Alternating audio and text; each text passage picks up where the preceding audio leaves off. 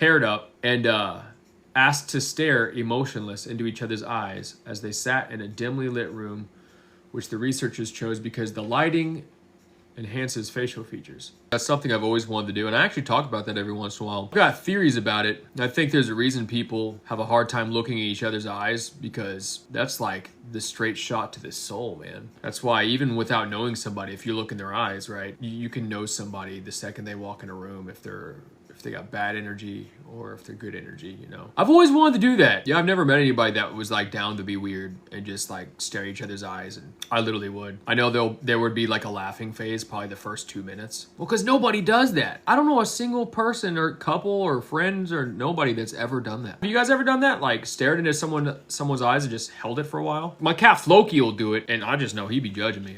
He ain't saying nothing, but when he looks me in the eyes, he'll be like, I'm unimpressed. Feed me. Most people see monsters. I'm just an experimenter. Like I just want to. I don't know, the concept of looking in somebody's eyes and kind of just sitting there. If the soul exists and the eyes are the closest like path to the soul, when two people stare at each other's eyes, I feel like that's a certain level of spiritual closeness that you'd get even beyond just like saying like being in the same bed or cuddling. The eyes, that's the windows to the soul, man. God, that sounds so interesting. There's a study on it. The study titled "People Really Can Communicate with Just Their Eyes" reveals that people can detect subtle movements in the eyes that hint at a person's intentions. Well, I think we all know that. Like you could tell when someone's giving you like the eyes that they're speaking but they're actually judging you, or someone gives you the eyes that they're like, okay, I want to suck it from the back. Yeah, I think we kind of know about the micro expression of eyes. At least a lot of people are, I'd say, are intuitively or subconsciously know about eye communication. I mean, if the soul is real, the eyes really are truly probably the straightest shot, unless you're blind. How do you explain colors to someone who is blind from birth? Well, you know what? A lot of blind folks say that during out-of-body experiences and sometimes during dreams that they can see. So that's trippy.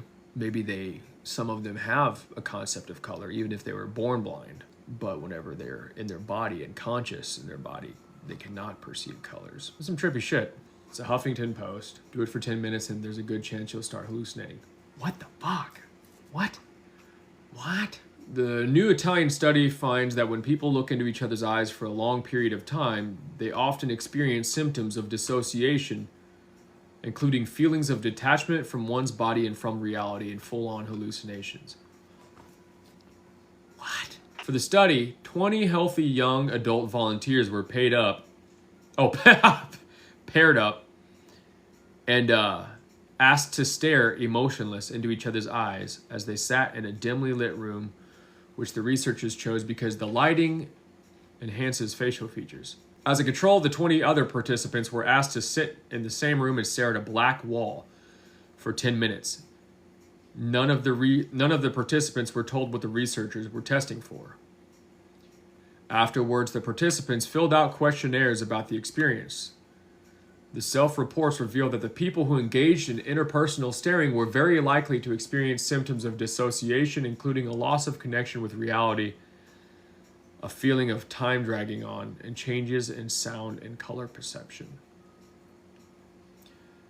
90% of the participants reported experiencing hallucinations during interpersonal staring. They reported seeing changes and distortions to the person's face, sometimes seeing the person's face morph into a monster or animal, into their own face, or into the face of a friend or relative. People usually experience 2 to 4 hallucinations in a 10-minute period. The people who stared at the wall for 10 minutes, the black wall for 10 minutes, also experienced some symptoms of dissociation, but they did not have any hallucinations. For the study, 20 healthy young adult volunteers were, apparently it only takes 10 minutes. You know, there's studies that eye contact can help you choose your mate after 5 minutes. Huh.